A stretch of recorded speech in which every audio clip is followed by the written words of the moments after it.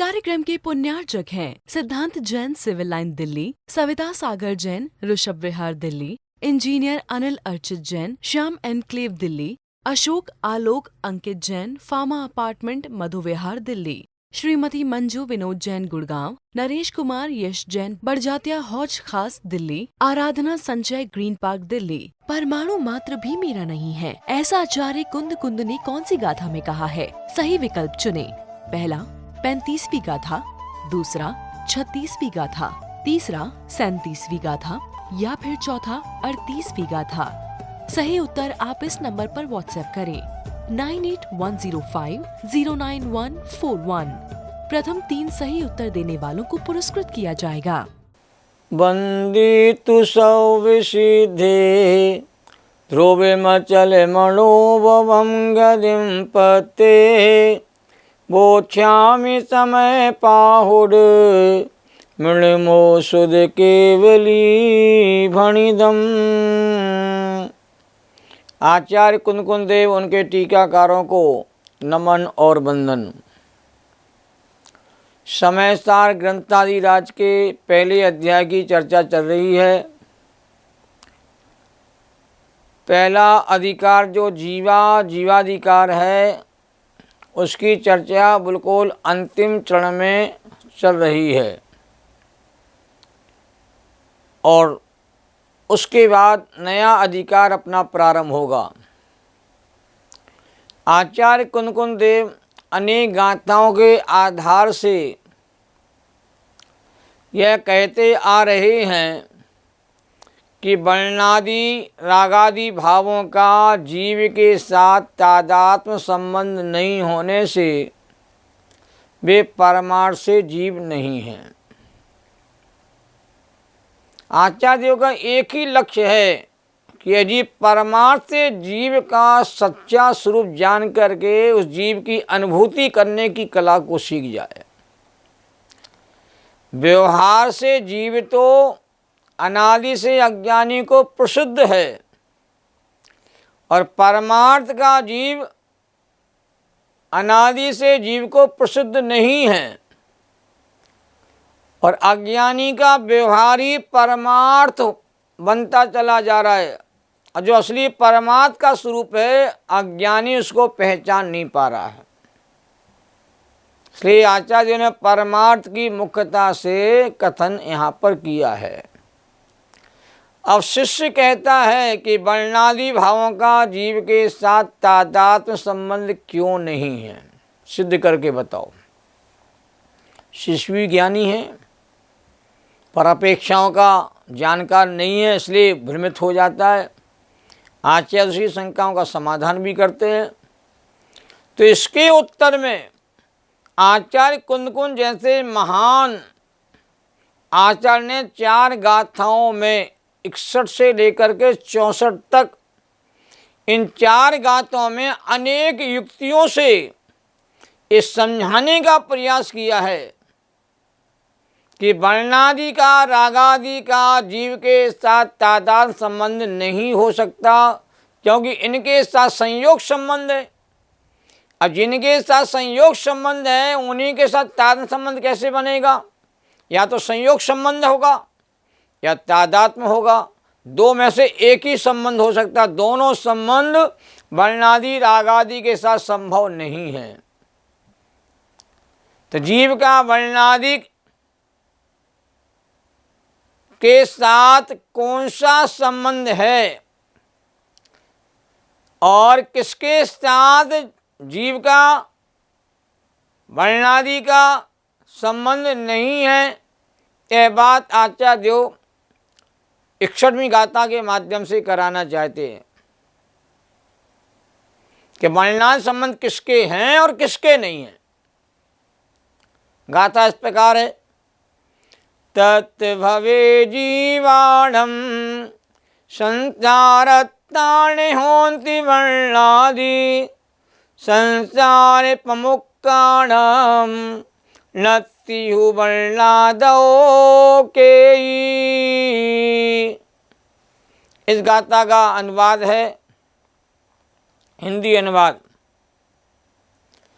जो जीव है संसार में वर्णादि उनके ही कहे, जो मुक्त हैं संसार से वर्णादि उनके हैं नहीं।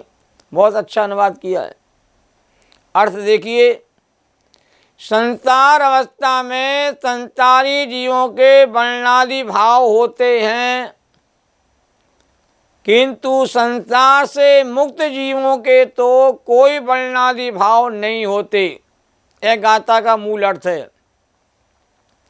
दोनों अवस्थाओं से ज्ञान करा दिया, संसार अवस्था और मुक्त अवस्था। ये दो अवस्थाएं होती जीव की, और दोनों अवस्थाएं एक साथ नहीं होती हैं। जो संसार अवस्था है तो मुक्त अवस्था नहीं है, और मुक्त अवस्था है तो संसार अवस्था नहीं है। तो संसार अवस्था में वर्णादि भाव जीव के कहे जाते हैं, जीव के कहने में आते हैं, और व्यवहार से जीव के कहने में कोई आपत्ति भी कहते हैं जिन्हें परमात्मा को नहीं है। पर मुक्त अवस्था में वर्णादि भाव जीव के नहीं पाए जाते हैं, नहीं होते हैं। इसलिए मुक्त अवस्था तो वर्णादि रागादि भावों से सर्वथा मुक्त है। अब गाथा नंबर 62 प्रारंभ होने वाली है। जीव और वर्णादि का तादात्म्य मानने में दोष, संयोग संबंध मानने में कोई दोष नहीं है, पर जीव और वर्णादि का तादात्म्य मानने में दोष है। इसको गाथा के माध्यम से कहेंगे। जीवो चे विहिये दे संवे भावति मन्नते जदिहि, जीवस्ता जीवस्त नति विशेषो दुदे कोई। 62 नंबर की गाथा थी। इसका हिंदी में अनुवाद देखिए। वर्णादि में ही जीव हैं तुम यदि मानो इस तरह, तब जीव और अजीव में अंतर करोगे किसी तरह। बहुत अच्छा अनुवाद। अब वर्णादि में जीव हैं ऐसा तू सर्वथा मानता है, सत्यार्थ मानता है, यथार्थ मानता है, पर जीव और अजीव दोनों में अंतर कैसे किया जाएगा ये तो बताओ। वर्णादि तो पौद्गलिक हैं, अजीब हैं, उनको तुम जीव मानोगे, तो दोनों में जीव अजीब की भिन्नता कैसे पहचानने में आएगी? इसका अर्थ देखिए। जीव का वर्णादि के साथ तादात्म्य संबंध मानने वालों को समझाते हुए कहते हैं कि तू ऐसा मानता है कि समस्त भाव वास्तव में जीव ही हैं, तो तेरे मत में जीव अजीव के मध्य कोई भेद नहीं रहता, दोनों एक हो जाएंगे। दोनों एक होंगे तो एक का लोप हो जाएगा।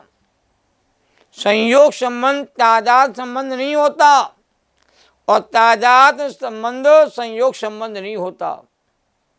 दोनों की अपनी अपनी मर्यादाएं हैं। अब दो गाथाएं एक साथ आ रही हैं, गाथा नंबर 63 और 64। इन दोनों गाथाओं में इसी बात का विस्तार से और खुलासा किया जा रहा है। शिष्य के मन में कोई शंका ना रह जाए, कोई भ्रांति ना रह जाए। आचार्य जो करुणा करके जीव और अजीव की भिन्नता कैसे पहचानने में आएगी, इसका युक्ति के साथ निरूपण कर रहे हैं। गाथा देखिए। ऐसंतारताणम जीवाणम तुज्योति वर्णादि, तम्मा संसारता जीवारूपित मा वर्णा।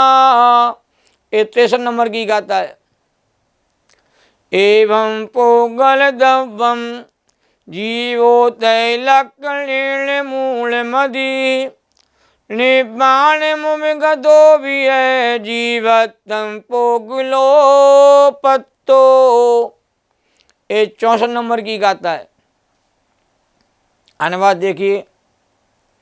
मानो उन्हें वर्णादि में जो जीव है संसार में, तब जीव संसारी तभी वर्णादिमय हो जाएंगे। आचार्य देव ने बड़ा सुंदर निरूपण किया है। यदि लक्षणों की एकता से जीव हो पुद्गल सभी, बस इस तरह तो सिद्ध होंगे सिद्ध भी पुद्गलमयी। क्या आपत्तियां आ जाएंगी यदि वर्णादि भाव को सर्वथा जीव का मान लिया जाएगा तो। दोनों गाथाओं का अर्थ देखिए। यदि तेरे मत में, तेरी मान्यता में संसार में स्थित जीवों के वर्णादिक तादात्म्य रूप से होते हैं तो इस कारण संसार में स्थित जीव रूपी पने को प्राप्त हो जाएंगे। जीव रूपी हो जाएगा। वर्णादि रूपी द्रव्य, पुद्गलिक द्रव्य, जीव पुद्गल हो जाएगा। इस प्रकार हे मूलमती, रूपत्व लक्षण पुद्गल द्रव्य का होने से पुद्गल ही जीव कहलाएगा। उपयोग लक्षण वाला जीव नहीं कहलाएगा। फिर कितने गजब के तर्क हैं आचार्यों के।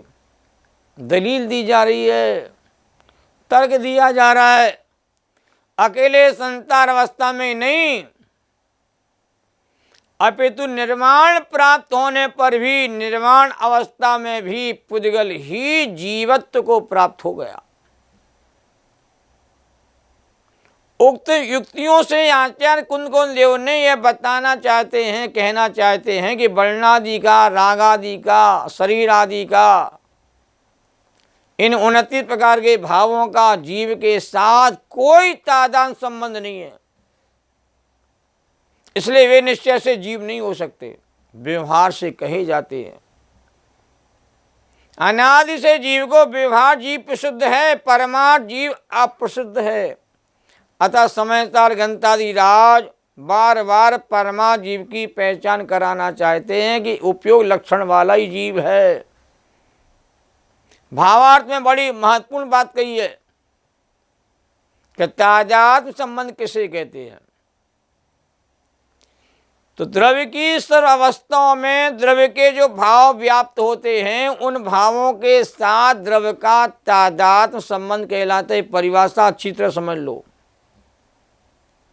पुद्गल की सर्व अवस्था में वर्णादि भाव व्याप्त हैं, इसलिए वर्णादि भाव के साथ पुद्गल का तादात्म्य संबंध है। ऐसा नहीं कि वर्णादि भावों का तादात्म्य संबंध नहीं है। वर्णादि भावों का पुद्गल के साथ तादात्म्य संबंध है। वर्णादि भावों का जीव के साथ तादात्म्य संबंध नहीं है। संसार अवस्था में भी नहीं है और मोक्ष अवस्था में भी नहीं है। और मोक्ष होने पर भी उन पुद्गलों का ही मोक्ष हुआ, इसलिए मोक्ष में भी पुद्गल ही जीव ठहरा, अन्य कोई चेतन रूप जीव नहीं रहा। अतः जीव के अभाव का प्रसंग कहते आ जाता है। संसार अवस्था में भी जीव का वर्णादि के साथ तादात्म्य संबंध नहीं है। ये बात सर्वज्ञ देव की हमें स्वीकार करना चाहिए। और गुण गुणी का संबंध ही तादात्म्य संबंध है, जो एक द्रव्य के भीतर ही कहते घटित होता है। तो दो प्रकार के संबंध को हमें स्वीकार करना है कि वर्णादि का पुद्गल के साथ तादात्म्य संबंध है, वर्णादि भावों का जीव के साथ तादात्म्य संबंध कहते नहीं हैं। ये बस समझ आ जाती है तो परमार्थ से जीव की पहचान करना बहुत आसान हो जाता है। और ये सही भाव निश्चय से जीव के नहीं है, परमार्थ जीव का परिज्ञान कराया जा रहा है, जो दृष्टि का कहते विषय है, ध्यान का ध्येय है। हमें किसका ध्यान करना है, किसका श्रद्धान करना है, किसका ज्ञान करना है, किसका अनुभव करना है। वर्णादि भाव वाले जीव का हमें श्रद्धान नहीं करना, वो अकेला ज्ञान का ज्ञेय है। वर्णादि भाव, रागादि भाव, शरीर आदि ये सभी ज्ञान के ज्ञेय हैं, जानने योग्य तो हैं कि जीव का इनके साथ शाश्वत संबंध नहीं है, त्रैकालिक संबंध नहीं है, तात्कालिक संबंध है। भले अनादिकाल से इनके साथ संबंध चला रहा हो, पर ये संबंध कहते हैं छूट जाता है, टूट जाता है, अलग हो जाता है, भिन्न हो जाता है। इसलिए वर्णादि भाव, रागादि भाव जीव की पहचान नहीं है। जीव इनमें पाए जाते हैं, जीव की खोज यहीं की जाती है, पर ये जीव का स्वरूप कहते कभी नहीं हो सकता है। जीव का स्वरूप तो वही है जो आचार्य देव हर गाथा के माध्यम से बताते जा रहे हैं। उपयोग लक्षण वाला ही, नित्य उपयोग लक्षण वाला ही जीव है, और कोई जीव का रूप असली है ही नहीं। जो परमार्थ को समझ लेगा वही परमार्थ पद की प्राप्ति करेगा, और जो व्यवहार को परमार्थ मान करके बैठ जाएगा वो ठगाता रहेगा, वह संसार में ही बना रहेगा, वह संसार से कभी मुक्त नहीं हो पाएगा। जिनकी मुक्ति हुई है वो परमार्थ जीव की पहचान करने से होगी। व्यवहार ने का एक प्रयोजन है, व्यवहार ने भी उपयोगी है, पर व्यवहार ने हमें उपादेय नहीं है। उपयोगी को उपादेय मानोगे तो भ्रांति खड़ी रहेगी, क्योंकि व्यवहार ने हमें सदाचार की स्थापना कराता है, लोग व्यवहार का बोध कराता है, और व्यवहार ने हमें कहते हैं गलत रास्ते से बचा देता है। व्यवहार स्वयं परमार्थ नहीं होता है, व्यवहार हमेशा परमार्थ का सहचारी होता है, और व्यवहार कभी परमार्थ बनता नहीं है, परमार्थ का सहचर सहयोगी है, और परमार्थ का प्रतिपादन करने में समर्थ होता है। इसलिए व्यवहार की अपनी एक मर्यादा और परमार्थ की मर्यादा अपने आप में अलौकिक जाति की है। इसलिए व्यवहार से हम परमार्थ का मार्ग ग्रहण करें, और परमार्थ का मार्ग ग्रहण करेंगे तो हम परमार्थ पद को प्राप्त करने के अधिकारी होंगे। कि शुद्ध ने का परमार्थ ने का फल मोक्ष है, और व्यवहार ने का फल कहते संसार है। ये पूरे अधिकार का सार है, रहस्य है, इसको हमें समझना चाहिए, तभी हम समय सार के असली मर्मक बनेंगे। जावाणी के ज्ञान ते सूझे लोकालोक, सोवाणी मस्तक नमो सदा देती हूँ ढो। सहजानंदी शुद्ध स्वरूपी अविनाशी में आत्मस्वरूप, ज्ञानानंदी पूर्ण निराकुल सदा प्रकाशित चेतन रूप, सदा प्रकाशित चेतन रूप। सहजात्म स्वरूप सर्वज्ञ देव परम गुरु, सहजात्म स्वरूप सर्वज्ञ देव परम गुरु। सभी को सादर जय जिनन। तीन लोक के सभी जीवात्माओं के शुद्ध चेतन स्वरूप को नमन और वंदन। जैनम जयतु शासनम। परमाणु मात्र भी मेरा नहीं है, ऐसा आचार्य कुंद कुंद ने कौन सी गाथा में कहा है? सही विकल्प चुने। पहला 35वीं गाथा, दूसरा 36वीं गाथा, तीसरा 37वीं गाथा, या फिर चौथा 38वीं गाथा। सही उत्तर आप इस नंबर पर व्हाट्सएप करें 9810509141। प्रथम 3 सही उत्तर देने वालों को पुरस्कृत किया जाएगा। इस कार्यक्रम के पुण्यार्जक थे सरला जैन, राज स्वाति जैन, राजपुर रोड, दिल्ली। स्वर्गीय उमा जैन की स्मृति में doctor VP Jain, America. Adish Mamta Ankur Jain, Pushpanjali enclave, Delhi. Neeraj Archana Jain, Naman steel, Cochin, Delhi. गुप्तदान विश्वास नगर एवं BD state, Delhi. Sunita Sachin Jain, Shri Ram road, Delhi. Adinath capital service, Daryaganj, Delhi.